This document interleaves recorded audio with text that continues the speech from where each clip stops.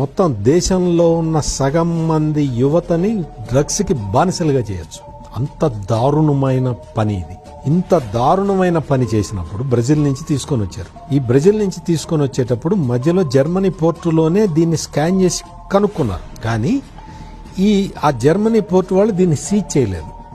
ఎందుకు చేయలేదు అంటే వాళ్ళు అక్కడి నుంచి ఎక్కడికి వెళ్తున్నది ఇది అనేది ట్రాక్ చేసుకోవాలి. అచ్చా, ఇది ఇండియాకి వెళ్తున్నది, ఇండియాలో ఎక్కడికి వెళ్తుంది, విశాఖపట్నం వెళ్తున్నది. సో వాళ్ళు ఈ మొత్తాన్ని ట్రాక్ చేసి మూడో కంటి వాడికి తెలియకుండా ఇండియన్ గవర్నమెంట్కి చెప్పారు. ఇంటర్పోల్ ద్వారా ఇండియన్ గవర్నమెంట్కి సమాచారం ఇచ్చారు. అయ్యా, ఈ కంటైనర్లో ఈ కొకైన్ వస్తూ ఉన్నది, మీరు you take care of that అని.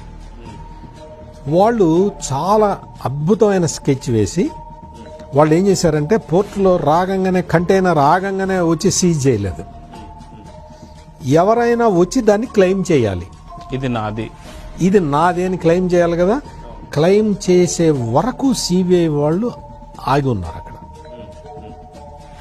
ఈ సంధ్య ఆక్వా ఎక్స్పోర్ట్స్ వాళ్ళు ఎప్పుడైతే వచ్చి ఇది మాది అన్నారో వాళ్ళని అరెస్ట్ చేశారు.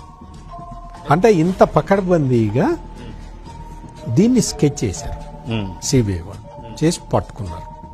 పట్టుకున్న తర్వాత వీళ్ళు ఎవరు అంటే వీళ్ళందరూ కూడా వైఎస్ఆర్ కాంగ్రెస్ పార్టీకి సంబంధించిన మనుషులు.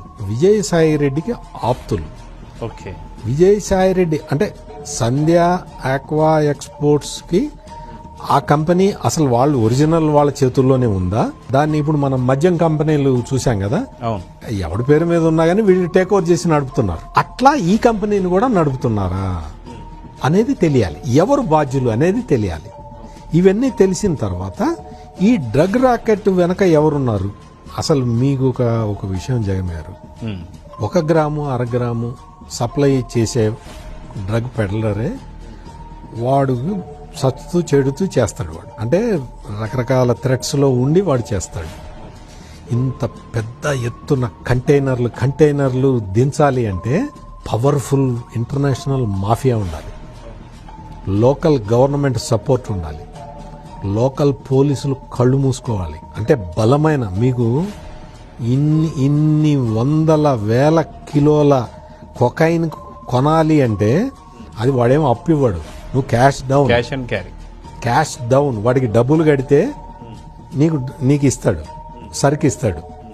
అంటే ఎన్ని లక్షల కోట్లు దొంగ ఎవడు అంటే అసలు కింగ్ పిన్ ఎవడు.